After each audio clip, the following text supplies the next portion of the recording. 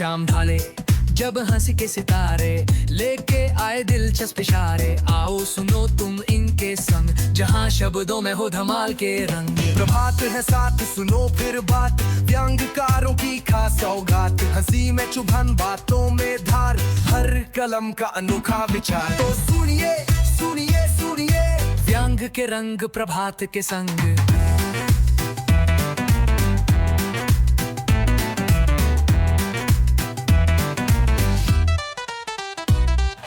शाम ढले जब हंसी के सितारे लेके आए दिलचस्प इशारे, आओ सुनो तुम इनके संग जहां शब्दों में हो धमाल के रंग। प्रभात है साथ सुनो फिर बात, व्यंग्यकारों की खास सौगात, हंसी में चुभन बातों में धार, हर कलम का अनोखा विचार। तो सुनिए सुनिए सुनिए व्यंग के रंग प्रभात के संग।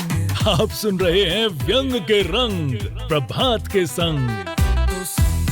स्वागत है सभी श्रोताओं का एक बार फिर से। शाम के 4 बज चुके हैं और वक्त हो गया है इस खास शो का जिसका नाम है व्यंग के रंग प्रभात के संग। मैं हूं अमायरा, मेरे साथ स्टूडियो में मौजूद हैं प्रभात गोस्वामी जी। नमस्कार दोस्तों, मैं हूं प्रभात और मेरे साथ है अमायरा। और आज की हमारी खास मेहमान तैयार हैं हमसे बातचीत करने के लिए, लेकिन आइए सबसे पहले सुनते हैं उनका परिचय। बॉक्स एफएम के मंच पर आज हम स्वागत कर रहे हैं एक ऐसी प्रतिभावान लेखिका का जिनकी लेखनी ने व्यंग को सिर्फ हंसी तक सीमित नहीं रखा बल्कि समाज को आईना भी दिखाया।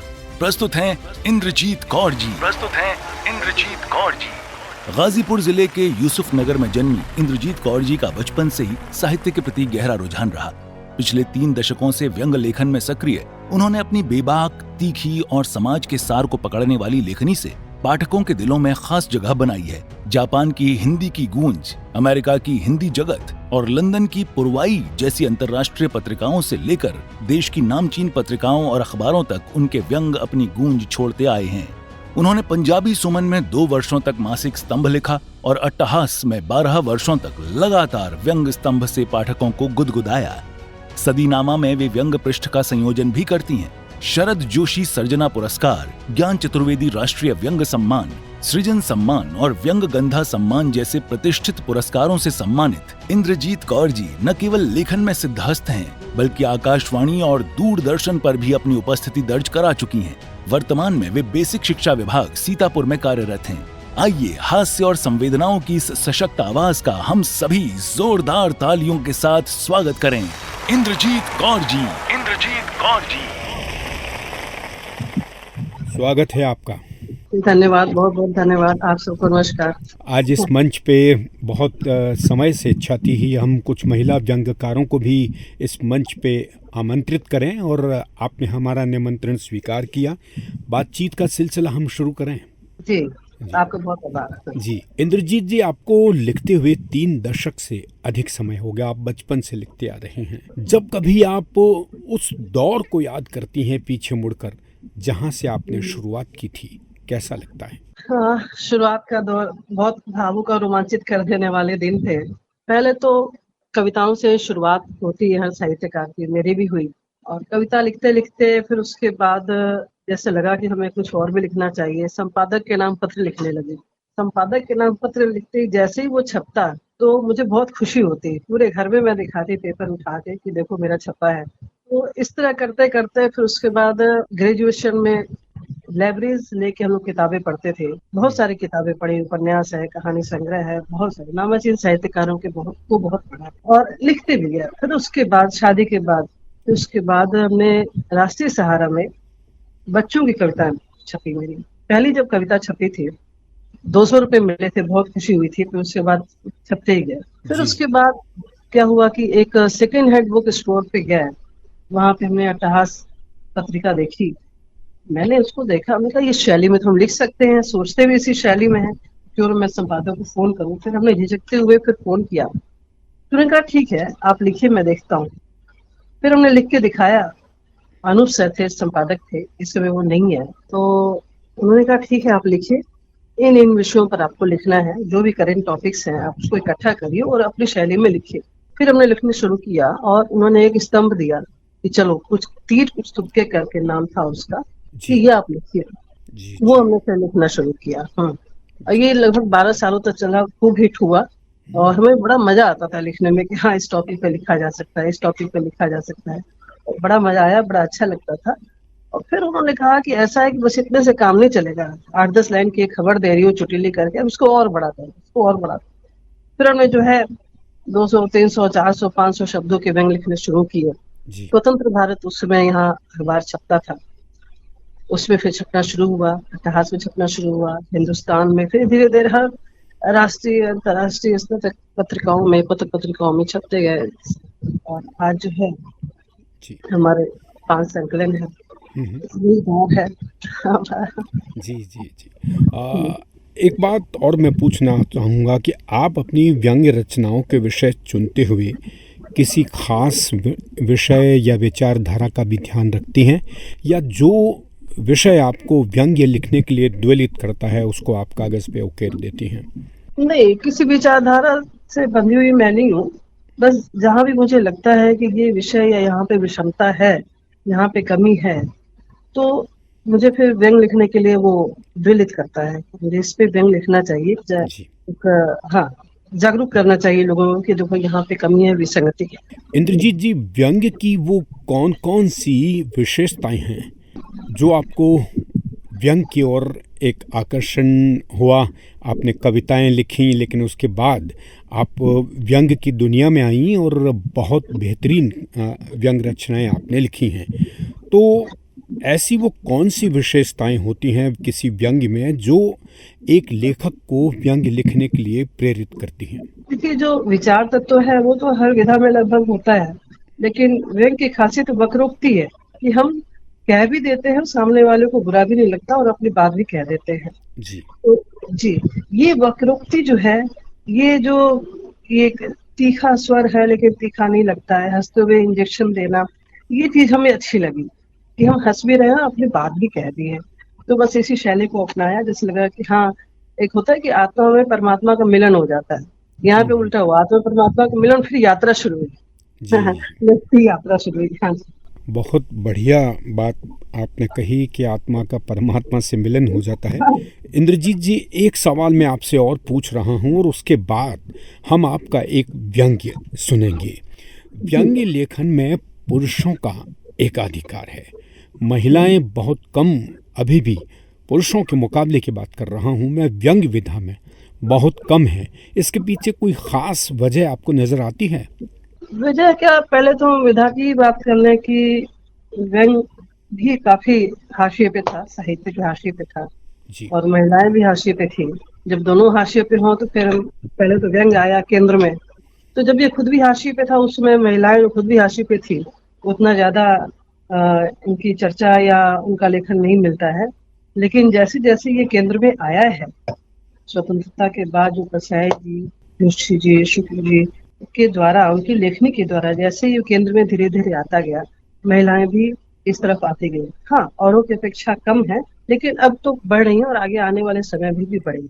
जी जी, बिल्कुल बढ़िया बात कही। श्रोताओं, इस समय व्यंग के रंग प्रभात के संग कार्यक्रम में आपकी मुलाकात हम करवा रहे हैं देश की सुपरिचित व्यंग्यकार श्रीमती इंद्रजीत कौर से। बातचीत का ये सिलसिला हम आगे बढ़ाएं, लेकिन इससे पहले आइए सुनते हैं इनका एक व्यंग्य। एक कहानी काफी प्रसिद्ध है। एक कौए को प्यास लगी, आसपास पानी का नामो निशान नहीं था, उसका गला सूखा जा रहा था। अचानक उसे घड़ा दिखाई दिया जिसमें बहुत कम पानी था। उसकी चोंच पानी तक पहुंचने में असमर्थ थी। कहानी में कौए को काफी चालाक माना गया है, अतः इस अद्भुत गुण के कारण उसने एक उपाय सोचा। आसपास गिरे हुए जो कंकड़ पत्थर थे उन्हें घड़े में डालकर पानी का स्तर ऊंचा कर दिया। इस प्रकार पानी पीकर उसने प्यास बुझाई। दरअसल दोस्तों, ये कहानी भी इतिहास से निकाली गई कुछ घटनाओं व फोटो की तरह काट छांट कर प्रस्तुत की गई है। साजिशन बचपन से 55 वर्षों तक यही सुनाया जा रहा है। हम सब भी आंख मूंद कर विश्वास करते जा रहे हैं। सच्चाई तो यह है कि इस कहानी से पहले भी एक कहानी थी और बाद में भी। दरअसल कि कौए की कंकड़ पत्थर, बालू, मिट्टी व पानी जैसे प्राकृतिक संसाधनों पर बहुत दिनों से नजर थी। वो सभी को अपने कब्जे में लेना चाहता था। लावारिस पड़ा घड़ा उसका अपना ही था, जो कि थोड़े पानी के साथ कहानी में दिखाया गया है। वो घड़े में सारी चीजें रख लेना चाहता था। बालू, खनन, पत्थर, मिनरल वाटर आदि सभी के व्यापार में उसकी रुचि थी। समाज में प्रतिष्ठा बनी रहे, इसकी भी उसे चिंता थी। हाँ, कौवा चालाक था, ये कहानी में सही बताया गया है, पर उसकी चोंच छोटी थी, सही नहीं है। उसके पास अनेक साइज के चोंच पड़े थे। उसने कंकड़, पत्थर व बालू पानी का स्तर ऊंचा करने के लिए नहीं डाला। रिजर्व में रखी लंबी साइज की चोंच से काम चला सकता था। वह संसाधनों को कब्जियाना चाहता था। प्रकृति को कब्ज हो जाए इसकी कोई भी परवाह नहीं थी।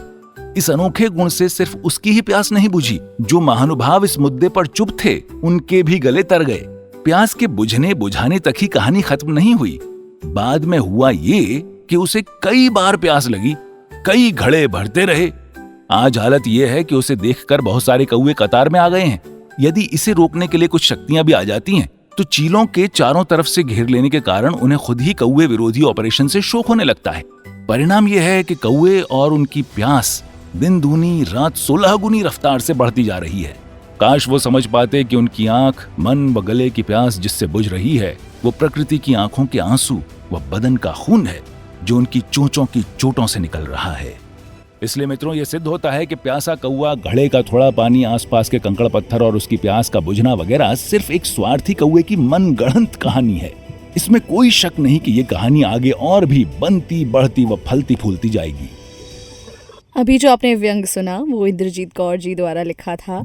व्यंग था चालाक कौवे की सत्य कथा। अब जैसे कि शो की परंपरा रही है, आइए सुनते हैं समीक्षात्मक टिप्पणी दिल्ली के व्यंग्यकार सुनील जैन राही जी द्वारा। व्यंग साहित्य में जब भी गंभीर व्यंग की बात उठती है, एक सुपरिचित व्यंगकार इंद्रजीत कौर का नाम बड़े आदर और सम्मान से लिया जाता है। कई पुरस्कारों से धनी, सौम्य, मृदुभाषी के रूप में स्थापित आप व्यंग के गूढ़ प्रतीकों के लिए प्रख्यात है। वर्तमान व्यंग की दशा में भड़ास अधिक, व्यंग कम होता है, प्रतीकात्मकता कम, लठपना ज्यादा होता है। इंद्रजीत कौर का व्यंग लेखन मन को सुकून देता है। प्रतीक के माध्यम से कही गई बात गहरे पैठ कर जाती है। व्यंग में अर्थ, भावार्थ और अन्यार्थ तीनों का समावेश होता है। इनका एक साथ अवतरित होना बहुत कम दृष्टिगोचर होता है। यह व्यंग सामान्य जातक कथा न होकर वर्तमान परिप्रेक्ष्य में भ्रष्टाचार के स्तर में बढ़ोतरी, गुणवत्ता, सार्थकता और स्थायित्व की बात करता है। भाषा का प्रवाह, संतुलित चित्र प्रधानता, संप्रेषणीयता और बोधगम्य होने के साथ साथ भटकंती रहित उद्देश्य की पूर्ति पूरी तन्मयता से करता है। भविष्य के लिए हार्दिक शुभकामनाओं के साथ मैं सुनील जैन राही। एक बार पुनः स्वागत है आपका इंद्रजीत कौर जी। हाँ जी, बहुत अच्छा लगा। जी, हमें भी बहुत अच्छा लगा सुन के। बहुत ही बेहतरीन व्यंग था। और सुनील जैन राही जो हमारे मित्र हैं दिल्ली में, बहुत शानदार उन्होंने गागर में सागर भरते हुए इसकी समीक्षात्मक टिप्पणी दी। बहुत अच्छी समीक्षा की। एक सवाल मैं डॉक्टर सूर्य बालाजी से बातचीत करता रहता हूँ।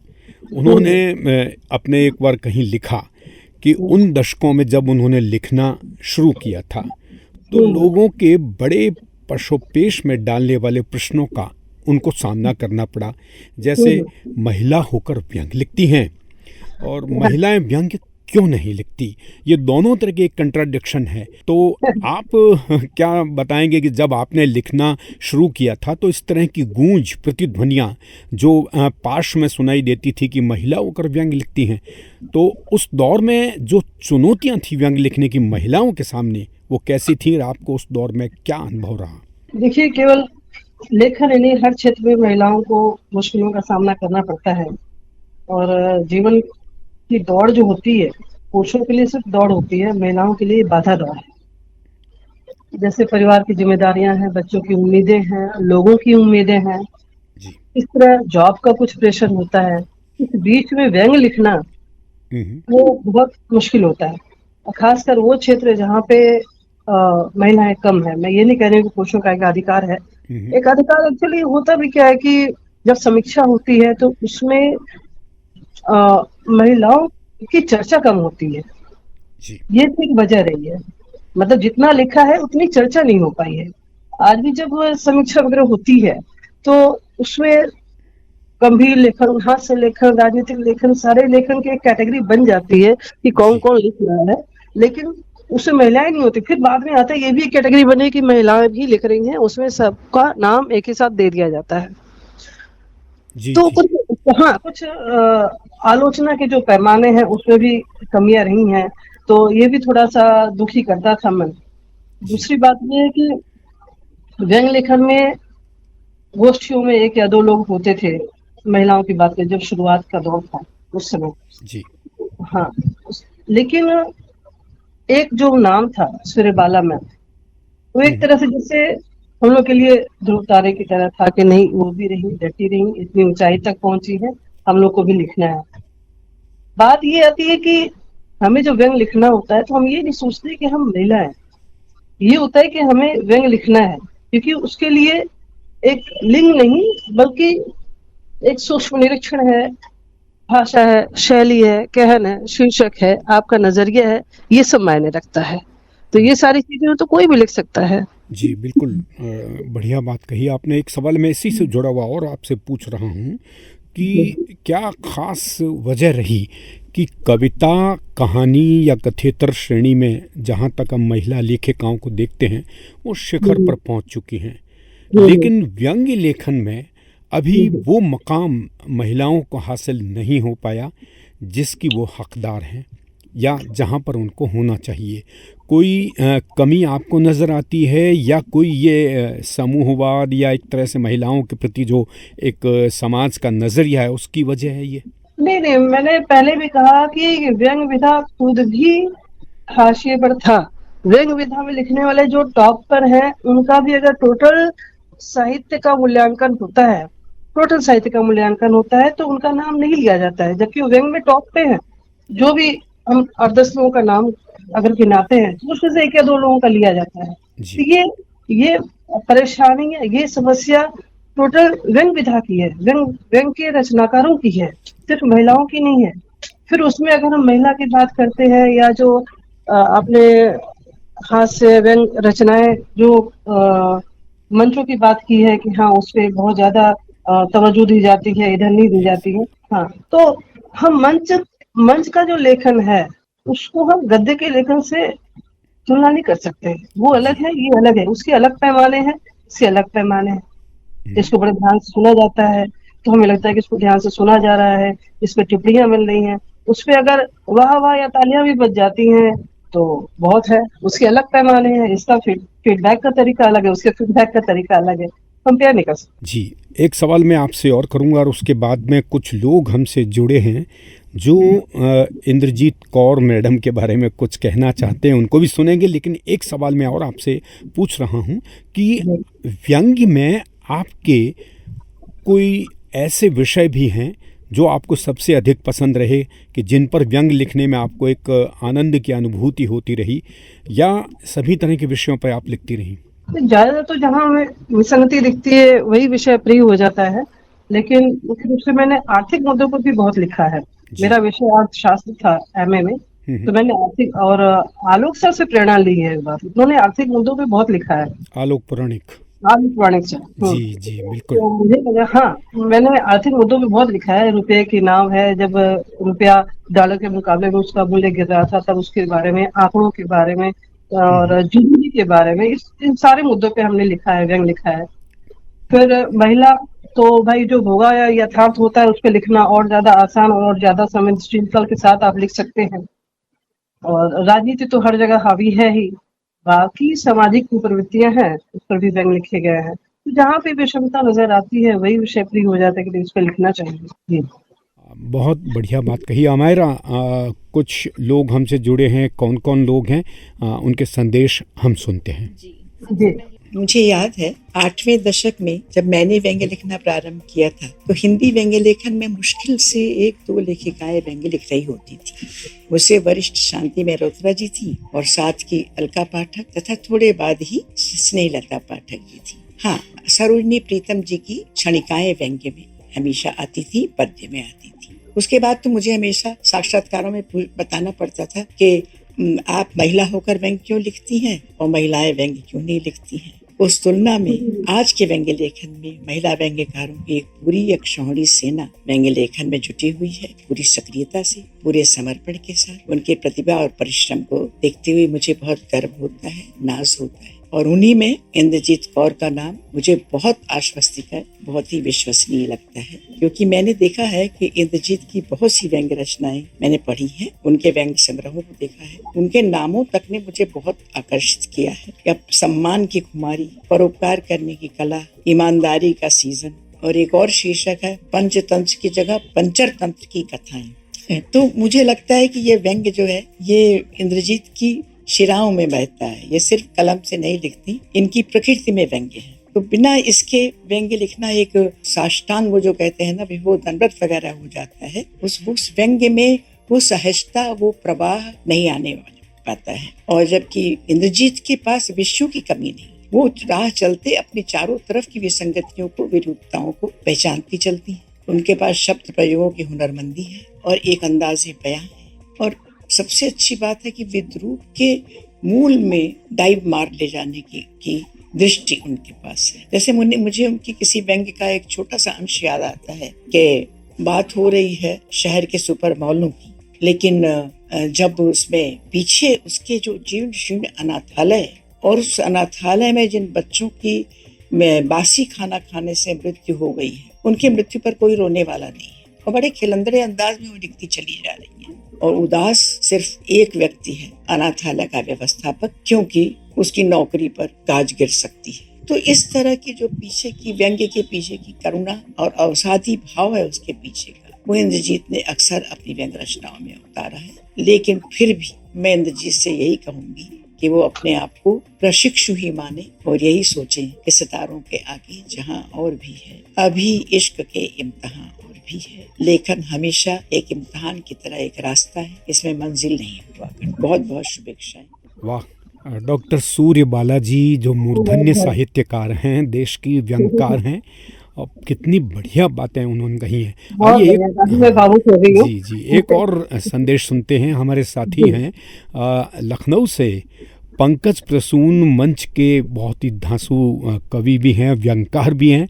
आइए सुनते हैं पंकज प्रसून क्या कहना चाहते हैं। इंद्रजीत कौर जी के व्यंग मुझे बहुत पसंद हैं और मैं तब से इनको पढ़ रहा हूँ जब ये अट्टहास मैगजीन में अट्टहास टाइम्स नाम का एक कॉलम लिखती थी, जिसमें ये जो खबरें रहती थी महीने भर की, उन खबरों को बड़े ही रोचक और बड़े चुटीले और हास्य व्यंग से भरपूर वो ऐसा तड़का लगाती थी खबरों में कि वो खबर का स्वरूप ही बदल जाता था और उसमें एक नया एंगल निकाल लेती थी। तो मैं अट्टहास टाइम्स की जो खबरें से मैंने इंद्रजीत कौर को जाना। उसके बाद में इंद्रजीत कौर जी की कई किताबें आई और अखबारों में भी लगातार लिख रही हैं। इनकी सबसे बड़ी खूबी है कि अगर इंद्रजीत कौर किसी तात्कालिक विषय पे लिखती हैं तो वो तात्कालिक नहीं होता है, वो व्यंग विषय जरूर तात्कालिक होता है लेकिन इनका व्यंग हमेशा कालजयी होता है। ये इनके लेखन की सबसे बड़ी खूबी है।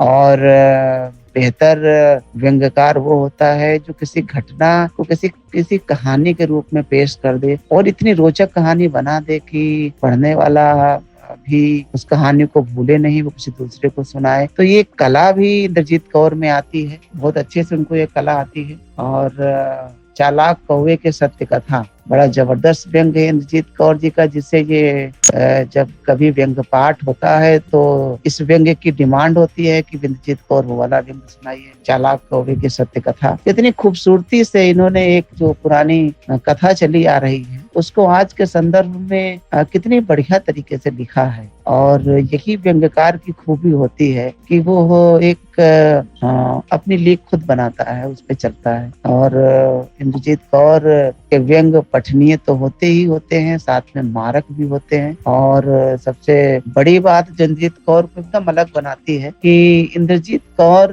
की जो छड़िकाएं हैं उनका बड़ा अलग प्रभाव है। और इनकी छड़िकाओं में सरोजनी प्रीतम दिखाई पड़ती हैं। अक्सर सब लोग कहते भी हैं इंद्रजीत कौर सरोजनी प्रीतम की तरह से छड़िकाएं दिखती हैं। तो मैं तो बड़ा इंद्रजीत कौर जी का फैन हूँ और उनको लगातार पढ़ता रहता हूँ। पढ़ते रहने में मुझे बड़ी खुशी होती है और बड़ा गर्व भी। बहुत अच्छा लगा सुन के। दिनों हिंदी व्यंग में स्त्री रचनाशीलता का सबसे सशक्त स्वर है। जहाँ तक मेरी जानकारी है, 5 दशक पहले तक स्त्री स्वर कविताओं में, कहानियों में, उपन्यासों में ही प्रमुखता से सुनाई पड़ता था, लेकिन अब ऐसा नहीं है। पिछले दिनों जिन महिला लेखिकाओं ने व्यंग में अपना स्वर मुखर किया है, उनमें सुश्री कौर का नाम प्रमुखता से उभर कर आया है। जेंडर इक्वलिटी को लेकर वे सजग भी हैं और मुखर भी, लेकिन कहीं भी उच्छृंखल नहीं होती। एक पितृसत्तात्मक समाज में स्त्री के प्रति होने वाले विसंगति भरे व्यवहार पर वे गंभीर चोट करती हैं और लाउड नहीं होती। हालांकि विरोध की प्रतिध्वनि व्यंजना में निरंतर सुनाई देती है। वे समानता की पक्षधर तो हैं, मगर पारिवारिक ताने बाने को बिखरने देना भी नहीं चाहती। ऐसा भी नहीं है कि उनके विषयों में केवल भारतीय समाज में स्त्रियों की दशा तक ही सीमित रहे हों। वे शिक्षा व्यवस्था, राजनीति, रोजमर्रा के आम आदमी की तकलीफों, मध्यम वर्गीय परिवारों की पीड़ाओं और अंतर्राष्ट्रीय घटनाक्रमों पर भी साधिकार कलम चलाती हैं। वे पंजाबी भाषा में भी व्यंग लेखन करती हैं, जो उनकी मातृभाषा भी है। शायद इसी कारण उनके व्यंग की भाषा में पंजाबी का छींटा दिखाई पड़ता है, जो कहीं कहीं खलता तो है, मगर विषय की गंभीरता को कम नहीं होने देता। मैंने उनकी कुछ व्यंग लघु कथाएं भी पढ़ी हैं। उनकी बड़ी रचनाओं में भी कथा तत्व प्रमुखता से उभरता है। वे विषय के अनुरूप फॉर्मेट चुनती हैं, जिससे व्यंग की पठनीयता निरंतर निखरती जाती है। वे और बेहतर लिखते रहे। उन्हें बहुत बहुत शुभकामनाएं। हमारे साथी शांतिलाल जैन बहुत धीर गंभीर व्यक्ति हैं, लेकिन व्यंग्य बहुत तीखा करते हैं। उनकी टिप्पणी काफी मायने रखती है। जी सबकी टिप्पणियां काफी मायने और काफी भावुक कर गई हैं मुझे। जी। श्रोताओं, व्यंग के रंग प्रभात के संग कार्यक्रम में हर बुधवार शाम 4 बजे से 5 बजे तक हम देश के नामचीन व्यंग्यकारों से आपकी मुलाकात करवाते हैं, बातचीत करते हैं और उनका व्यंग भी सुनते हैं। आज हमारे इस खास कार्यक्रम में मेहमान हैं लखनऊ से इंद्रजीत कौर जी, जिनसे हम अभी बातचीत कर रहे हैं। यदि आप भी उनसे कोई सवाल करना चाहें तो हमारे नंबर 7339990969 पर अपना सवाल कर सकते हैं। और अगर आप इस कार्यक्रम को सीधे यानी लाइव सुन रहे हैं तो चैट रूम में जाइए, अपना नाम लिखिए और अपना सवाल लिखकर भेजिए। हम आपका सवाल इंद्रजीत जी के सामने पेश करेंगे और उनसे जवाब लेने का प्रयास करेंगे। इंद्रजीत जी, एक अगला सवाल मेरा है कि व्यंग्य में आपके शीर्षक बड़े अच्छे होते हैं, तो व्यंग्य में शीर्षक, कथ्य, विचार और कहन में आप सबसे महत्वपूर्ण किसे मानते हैं? मुझे लगता है सभी महत्वपूर्ण है, लेकिन शीर्षक को सबसे नीचे रखा जा सकता है। बाकी कमजोर हुआ तो रचना कमजोर तो हो ही जाती है। कई बार बिना शीर्षक के भी बेहतरीन रचनाएं जब मैं सोशल मीडिया पे पढ़ती हूँ तो लगता है कि कथ्य है, कहन है, विचार है, सारी चीजें मायने रखती हैं। एक मुकम्मल व्यंग के लिए सारी चीजें होनी चाहिए। एक भी कलपुर्जा ढीला हुआ तो फिर व्यंग में कमी आ जाती है। बस मुझे लगता है कि सारी चीजें जरूरी है व्यंग के लिए। केवल विचार होंगे तो विचार तो आप ललित निबंध में भी पढ़ सकते हैं। जब तक आपकी भाषा शैली व्यंग के मानक के अनुरूप नहीं होगी तब तो फिर वो व्यंग नहीं बन पाएगा। यही चीज है, मुझे लगता है सारी चीजें जरूरी है। जी बिल्कुल, बहुत बढ़िया बात कही आपने। एक सवाल और मैं कहना चाहूँगा कि जैसा कि हम इस बात में चर्चा भी कर रहे हैं कि महिला व्यंग्यकारों की उपस्थिति व्यंग के विशाल पटल पर थोड़ी कम है, लेकिन आपकी प्रिय व्यंग्यकार महिलाओं में कौन कौन है? मैंने शुरू से सूर्यबाला मैम को पढ़ा है और आदि मेरी प्रिय हैं। अलका पाठक मैम थी और उनसे फोन पे भी बात होती रहती थी। काफी अच्छा लगता था उनको पढ़ना। तो इस तरह जो है मैं शुरू से जिनको पढ़ती आ रही हूँ, जिनको मानती हूँ, सूर्यबाला मैम है। इसमें जी उनको पढ़ना अच्छा लगता है। उनके जो कथ्य है, कहन है, कथा तत्व है, ये अच्छे लगते हैं मुझे। जी बहुत बढ़िया। एक कॉलर हमसे जुड़े हैं, वो आपसे कोई सवाल करना चाह रही हैं। अमायरा जी, नाम बताइए और प्रश्न पूछिए। पूनम गुप्ता। हाँ जी। आपको सुनकर बहुत गर्व महसूस हो रहा है। जिज्ञासु क्लास कुछ यादें ताजा हो जाती हैं, उसको कुछ एक छोटा सा व्यंग सुना दीजिए। मैं उस समय के स्कूल टाइम के बारे में कुछ व्यंग सुनना चाह रही हूँ, उस माहौल का आज के समय के लिए। हेलो, एक छड़िका मैं पढ़ती हूँ। मैं एक छड़िका पढ़ रही हूँ, आधे मिनट की है कि हमारे नगरवासी सफाई का इतना ध्यान रखते हैं, हमारे नगरवासी सफाई का इतना ध्यान रखते हैं, कूड़ा इधर उधर भले फेंक दे, कूड़ा घर साफ रखते हैं, कूड़ा घर साफ रखते हैं।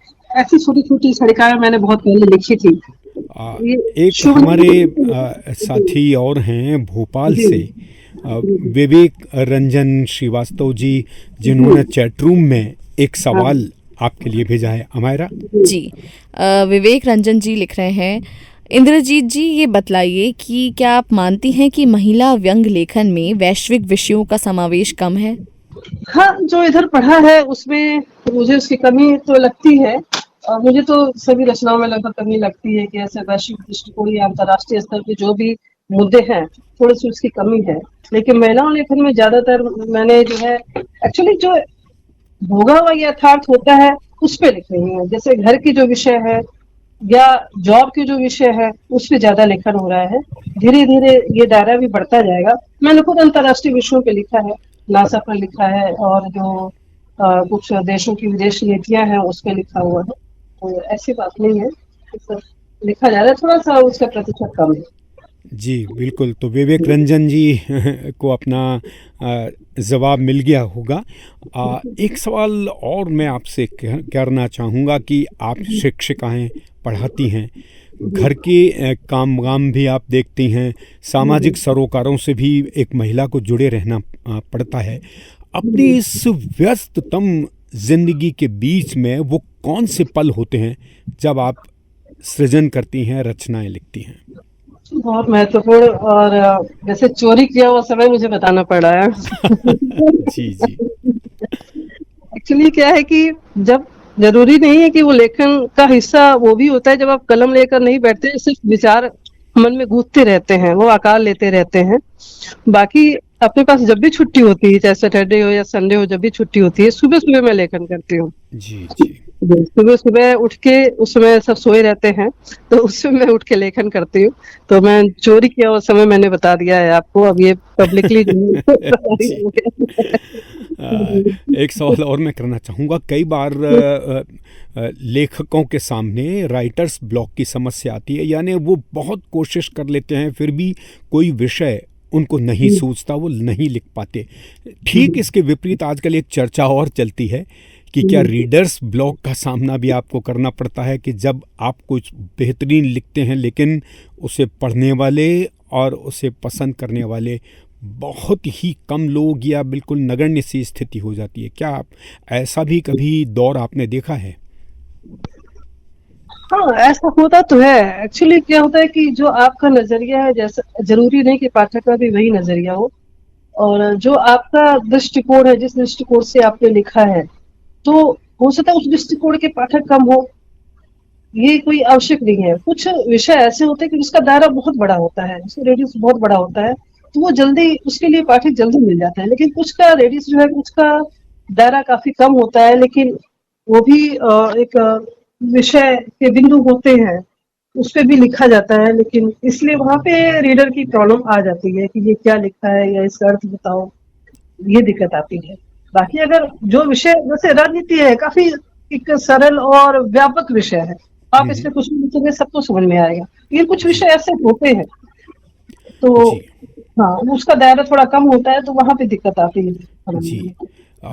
लेखन में हम जब भी व्यंग्य लेखन में विषय की विविधता पर चर्चा करते हैं तो आपको अमूमन देखने को ये मिलता है कि या तो व्यंग्य राजनीति पे होता है, या व्यंग्य आपको साहित्य पर मिलता है, या कुछ आर्थिक विषय पर, जबकि हमारे आसपास विसंगतियों का एक पहाड़ सा खड़ा है। क्या आपको ये महसूस होता है कि हमारे यहाँ जो व्यंग्य आज के दौर में लिखा जा रहा है, चाहे वो स्त्री लिखती हो या पुरुष लिखता हो, उसमें विषय की विविधता कुछ कम नजर आती है? क्या ऐसा मुझे लगता है? हो सकता है मैं गलत भी हूँ, आपको क्या लगता है? हाँ, नहीं, बिल्कुल सही कहा है कि विविधताएं कम है विषय की। और आजकल तो मैं जैसे ही एक नया विषय पढ़ने को मिलता है तो मन खुश हो जाता है, जैसे लगता है कि आहा, ये विषय आ गया, कम से कम इसमें किसी ने कुछ लिखा। तो कुछ मनोवैज्ञानिक प्रवृत्तियां होती हैं, जैसे हमारे सर्कल में कुछ लोग ऐसे होते हैं जिनकी प्रवृत्तियां कुछ हैं, कभी किसी की कुछ है, तो उस पर भी व्यंग्य लिखा जा सकता है। बाकी राजनीतिक पे लिखना इतना सरल हो गया है, इतना ज्यादा लिखा गया है, इतना सरल हो गया है कि किसी की आप एक लाइन भी पकड़ ले तो आप 500 वर्ड्स लिख सकते हैं। जी, बिल्कुल। और लोगों को समझ में भी आ जाएगा। और आर्थिक क्षेत्र में भी अब लिखा जा रहा है, क्योंकि आर्थिक क्षेत्र, आर्थिक मुद्दे हमारे जीवन के जो दैनिक दिनचर्या है उसमें बहुत प्रभावित कर रहा है और उसमें राजनीति भी छिपी हुई है, तो उसमें भी लिखा जा रहा है। महिलाओं पे ज्यादातर महिलाएं लिख रही हैं, अगर पुरुष भी लिखते हैं तो थोड़ा सा उसमें उपहास या हास्य का भी तत्व आ जाता है उसमें। जी जी जी हाँ जी, आपने ये बात उपहास या हास्य की बात कही है कि बहुत से लोग कहते हैं कि व्यंग को व्यंग रहने दें, उसमें हास्य का कोई काम नहीं है। जबकि गोपाल चतुर्वेदी जी जो मूर्धन्य व्यंग्यकार हैं, उनसे एक बार चर्चा हुई तो उन्होंने कहा कि व्यंग्य को हास्य का साथ मिल जाए तो उसकी ताकत या उसकी धार और अधिक पैनी हो जाती है। आप क्या कहना चाहेंगे? बिल्कुल सही कहा, मैं भी यही मानती हूँ, मैं भी यही मानती हूँ कि हास्य होना चाहिए, लेकिन पूरे हास्य में आप थोड़ा सा व्यंग का पुट दे रहे हैं, वो अलग है, वो फिर एक मंची हो जाता है। और व्यंग में आप हास्य का पुट दे रहे हैं तो वो एक गंभीर सरोकारों के साथ एक रचना आपकी तैयार होती है। जी मुझे लगता है, मुझे एक जैसे मान लीजिए ईंटें हैं, सिर्फ ईंटों से दीवार नहीं बन सकती जब तक उसमें सीमेंट ना हो। मुझे लगता है हास्य सीमेंट का काम करता है। ईंटें तो अपनी जगह है, सिर्फ सीमेंट से दीवार तो नहीं तैयार हो सकती, लेकिन मुझे लगता है सीमेंट जो है वो हास्य का काम करती है, वो पूरी रचना को बांधे रहती है, एक पठनीयता उसमें आती है, लोग रुचि लेते हैं पढ़ने के लिए। जी, बहुत बढ़िया बात कही आपने। और ऐसी बात, आपने मंच की चर्चा भी की तो शरद जोशी जी ने सबसे पहले कवि सम्मेलनों में अपनी धाक जमाई गद्य व्यंग्य को मंच से पढ़कर। उसके बाद में केपी सक्सेना जी का नाम भी है, या आज के दौर में बात करें संपत सरल बहुत सफलतम व्यंग्यकारों में है। क्या आपको नहीं लगता, पंकज प्रसून का भी नाम लेना चाहूँगा जो मंच पे पढ़ते रहे हैं, तो आपको लगता है कि गद्य व्यंग्य मंच पे पढ़ा जाना चाहिए, और क्या उसमें मंच के अनुरूप कोई परिवर्तन की आवश्यकता है, या आप जैसा लिखते हैं वैसा भी पढ़ा जा सकता है? देखिए, उतना लोकप्रिय तो नहीं है, लेकिन ऐसी बात नहीं है, कुछ लोग इस वजह से, जिन लोगों के आपने नाम लिए, जैसे आदरणीय शरद जी है, इसमें संपत सर बहुत ही सफलतम, क्या बहुत ही सफलता के शिखर पर हैं। वो जिस तरह पढ़ते हैं, जिन मुद्दों को लेते हैं, उनसे भी बात की तो उन्होंने कहा कि मैं बहुत बड़ा लिखता हूँ, समझिए कि अगर मैंने 1500 लिखा तो उसमें 500 वर्ड मुझे चूज करने पड़ते हैं, तो आपको रीराइट करना पड़ता है। बिल्कुल। ईश्वर शर्मा, आदरणीय ईश्वर शर्मा जी जो इस समय महासमुंद में है, और उनकी रचनाएं आदरणीय शरद जोशी जी के साथ जुगलबंदी में छपी थी, उनका भी कहना था। जी जी जी, तो उनका कहना था, जब उनकी बातचीत उनसे होती थी तो उनका भी कहना था कि नहीं, रीराइट करना पड़ता है। जी जी, क्योंकि एक पाठक जो होता है उसकी मनस्थिति कुछ और होती है, लेकिन जो श्रोता होता है उसकी मनस्थिति कुछ और होती है, वो थोड़ा सरलता ढंग से समझता है, इसलिए आपको उसको फिर से लिखना पड़ेगा, एक जो सामान्य श्रोताओं के हिसाब से आपको लिखना पड़ेगा, तभी उनको समझ में आ जाएगा और वो ज्यादा ग्राह्य हो जाएगा, फिर ये सफलता भी मिलेगी। ऐसी बात नहीं, यहाँ पे लिटरेचर फेस्टिवल वगैरह होते हैं लखनऊ में भी, यहाँ भी हम पंकज प्रसून है, अलंकारस्तु भी हम लोग पढ़ते हैं यहाँ पे। बहुत बढ़िया। लेकिन उसके श्रोता अलग, इसके श्रोता अलग होते हैं, इसलिए अगर दोनों मिक्स बैठ जाते हैं तो उसको सरलतम ढंग से लिखकर, तब मुझे भी जब पढ़ना होता है तो सरलतम ढंग से लिख के, और उसके लिए एक थोड़ा सा एक अदाकारिता होती है, एक्टिंग होती है, इसकी भी जरूरत होती है। सारी चीजें मिक्स होके ही आप मंच से गद्य व्यंग्य पाठ कर सकते हैं। जी, हमारे पास अब 5 मिनट का समय और शेष रहा है, तो एक सवाल मैं आपसे ये कहूँगा कि जिस तरह साहित्य में समूहवाद है, हर तरह की जो कहानी की बात हो, कविता की बात हो, कथेतर की बात हो या व्यंग्य की बात हो, समूहों में लोग बटे हुए हैं और समूहों में चर्चा भी होती है, विमर्श भी होता है, राजनीति भी होती है।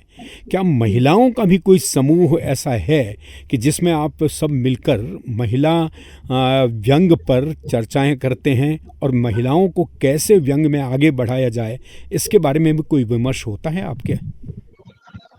जी हाँ, व्हाट्सएप ग्रुप है, अपने व्हाट्सएप ग्रुप की बात की, 2 व्हाट्सएप ग्रुप है, समकालीन महिला व्यंग्यकार हमारी कलम है, उसमें महिलाओं के जो भी आर्टिकल वगैरह छपते हैं वो सब उसमें आते हैं, हम उसको पढ़ते हैं, जो चर्चा होती है उसमें आदरणीय सूर्यबाला मैम भी हैं और उनका भी आशीर्वाद मिलता रहता है।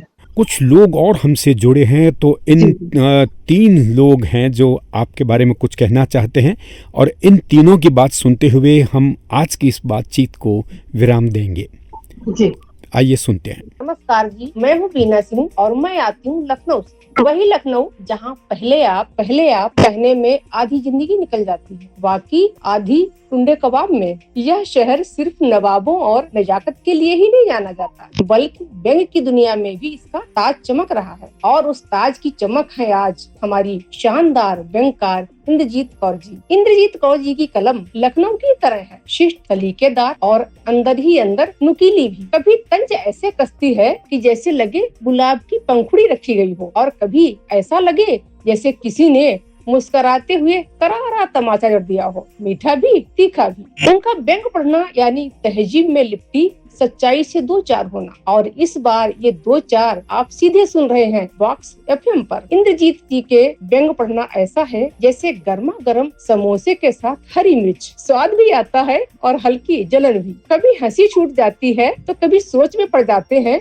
कि अरे ये तो हम ही हैं जिन पर ये लिखा गया है। तो लखनऊ से निकली इस आवाज को जरूर सुनिए, क्योंकि जब इंद्रजीत कौर जी बोलती हैं तो हंसी तो आती है, लेकिन कुछ ही देर बाद वो हंसी सवाल बन जाती है। तो सुनते रहिए और साथ बने रहिए। लखनऊ की जुबान, लखनऊ की कलम और लखनऊ की व्यंगकार इंद्रजीत जी के साथ। धन्यवाद। नमस्कार मित्रों, मैं मध्य प्रदेश के टीकमगढ़ जिले से अनीता श्रीवास्तव। आप सभी की तरह मैं भी व्यंग का शौक रखती हूँ, और व्यंग में रुचि लेने वालों के लिए एक नाम बिल्कुल जाना पहचाना है। जी हाँ, मैं बात कर रही हूँ इंद्रजीत कौर जी की। आपकी फुटकर रचनाएं जो छपती रहती हैं वो तो मैं पढ़ती ही हूँ, आपका संकलन भी मैंने पढ़ा हुआ है, चुप्पी की चतुराई, ये किताब मैंने पढ़ी। और मुझे जो बात बहुत अच्छी लगती है, एक तो आपकी रचना में जो आपका लिखने का ढंग है, भाषा इस तरह की होती है कि एक बार शुरू करने के बाद वो अंत तक पाठक उसके साथ बहता चला जाता है, और विषय में पर्याप्त विविधता होती है। विषय जो वर्तमान की विसंगतियां हैं उनकी पड़ताल करते हुए होते हैं। व्यक्ति के अंदर जो सूक्ष्म स्तर पे जो विकृतियां, जो बुराइयां, विसंगतियां पाई जाती हैं, इंद्रजीत उनको उठाती हैं और चुहलबाजी सी करते हुए अपने विषय को आगे बढ़ाती है। उनकी भाषा में जो लयबद्धता और जो चुटीलापन होता है वो आपको हंसाता भी है, और साथ में जहां आवश्यकता दिखती है वहां पर एक करारा, एक तीखा सा धारदार कमेंट भी करता है। तो ये चीज आपको चमत्कृत सा करती है, और कौतूहल के साथ आप आगे बढ़ते चले जाते हैं। और खास बात ये होती है कि रचना पूरी पढ़ने के बाद भी रचना आपके भीतर रह जाती है, एक संवाद या कहिए कि एक संदेश जैसा आपके अंदर रह जाता है, और वो आपको और आगे इनकी रचनाएं पढ़ने के लिए प्रेरित करता है। नमस्कार, मैं महानंदा अमृत शिंदे PhD की शोधार्थी JSM महाविद्यालय अलीबाग और मुंबई विद्यापीठ से हूँ। मैं समकालीन महिला व्यंग्यकारों पर PhD कर रही हूँ। समकालीन महिला व्यंग्यकारों में इंद्रजीत कौर एक प्रमुख हस्ती है। इंद्रजीत कौर जी के कुल 5 व्यंग्य संग्रह प्रकाशित हो चुके हैं, जिसमें 4 हिंदी और 1 पंजाबी भाषा में मौजूद है। इंद्रजीत कौर ने समाज में व्याप्त प्रत्येक विसंगति पर अपनी दृष्टि डाली है। साथ ही इनके प्रत्येक व्यंग्य शीर्षक में एक विसंगति छिपी हुई नजर आती है। साथ ही इंद्रजीत कौर ने समकालीन संदर्भ में व्याप्त विसंगतियों को भी बहुत ही सुंदर ढंग से अभिव्यक्त किया है। तो ये थी महानंदा जी, और इसके साथ ही आज का ये कार्यक्रम, क्योंकि हमारा अगला कार्यक्रम अब शुरू होने वाला है। इंद्रजीत कौर जी, आपका आज इस कार्यक्रम में पधारने के लिए बहुत बहुत धन्यवाद, आभार। Thank you. बहुत भावुक हुई हूँ, सारे संदेशों को सुन के बहुत अच्छा लगा। बहुत बहुत आभार, श्रोताओं का भी आभार। Thank you.